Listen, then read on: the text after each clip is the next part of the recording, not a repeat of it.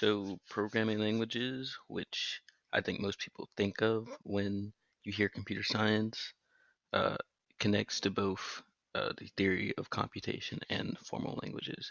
So, the theory of computation really has to deal with complexity theory, automata theory, and computational complexity theory. So, automata theory is really just the study of automata and the problems that they can solve. And if you go down here, we can see the three classes of automata.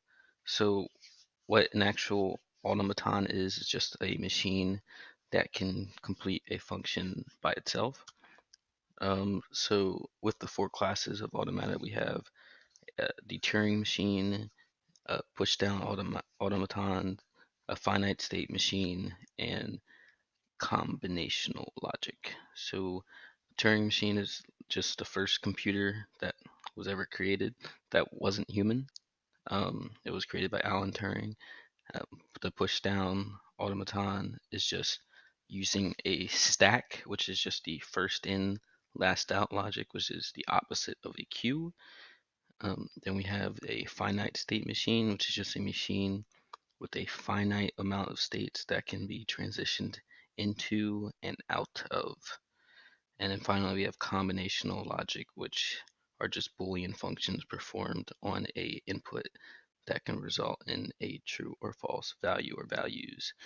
And then with combinational logic, it really correlates with discrete math because a lot of it, uh, if you see like a truth table that is using combinational logic. And moving over to formal languages,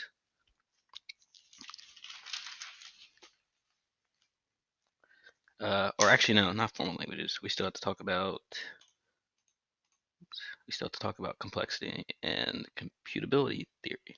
So computability theory is just it looks to see if a problem is computable, meaning can a computer solve this problem, and it mainly looks at what computability is, like is something countable, and how to classify non-computability problems.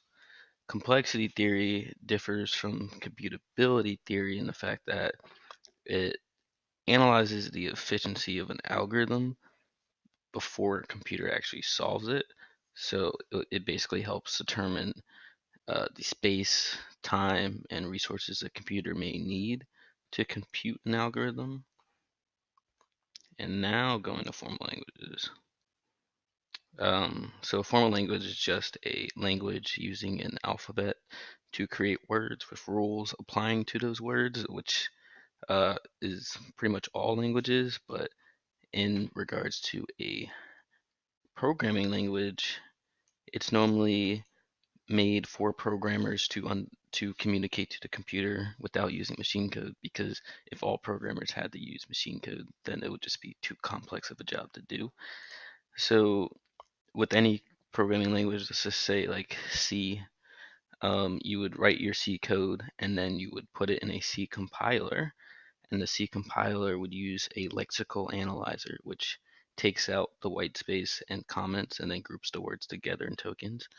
And then it goes to the syntax analyzer, which determines if the words are legal and if they were used incorrectly or not.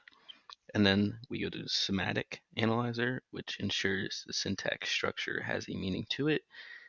Finally, we go to code generator, which then turns your source code into machine executable code so the computer actually knows what to do.